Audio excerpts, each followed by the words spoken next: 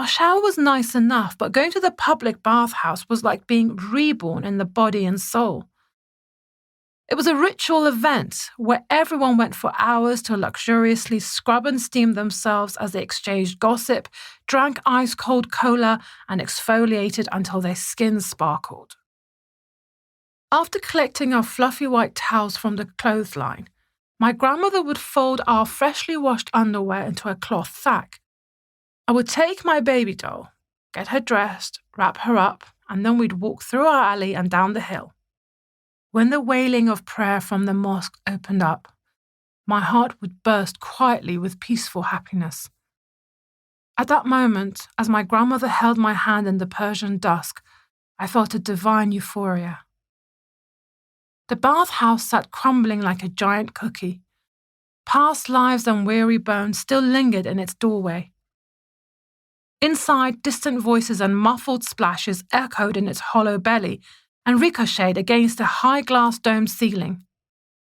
There were private cubicles with a shower and bath, and a communal area where women washed together.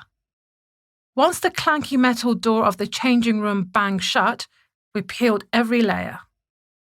With towels wrapped around us, we were ready to dish the dirt. The bathing hall always hummed. Child brides scrubbed until they squeaked. Skinny, old, long-haired, fat, young, gold-toothed, saggy, hennaed, jewelled, haughty, giggling women of every variety, waddled, lounged and shared secrets. Rolls of flesh gorged on lather, the foam wallowing in the water.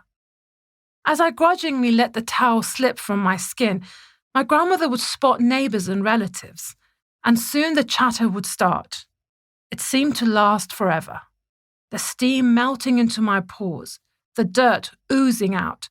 If I opted for a private cubicle, I could open the door and shout, "Pepsi," or "Canada Dry," and within minutes the ice-cold drink would arrive.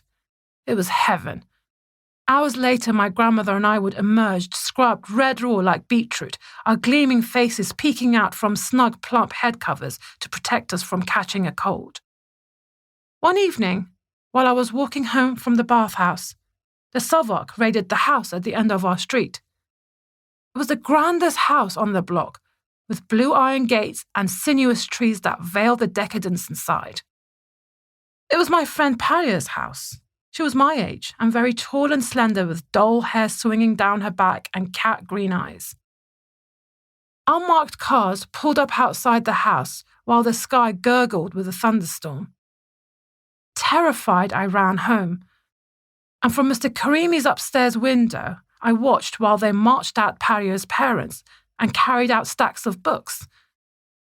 Her mother was a glamorous woman who wore big tinted glasses and jewels, and had big hair like the women in American films. Her dad, like mine, loved opium. He was grey-skinned and sleepy-looking, and I heard from people on the street that they had been keeping rifles, guns, and anti-Shah literature in their house. In the midst of all this, I still felt loved. Even Mr. Karimi, I knew he loved me, and as much as she could, my grandmother would take me to the shops and buy me anything I wanted. My mother continued working as a teacher, though her political activities had accelerated.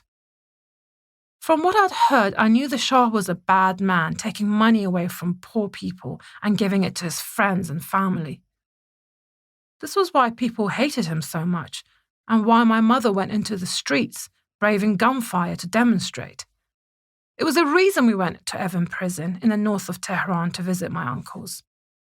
There I would hear stories of the way the guards tortured the prisoners, flogging their feet with electric cables, depriving them of sleep, hanging them upside down until the prisoners thought their brains would explode. I'd wonder if my uncles were okay whenever we visited them, either there or in Qasr prison in central Tehran. I no longer saw my father, and by the time 1978 drew to a close, my mother began to disappear as well.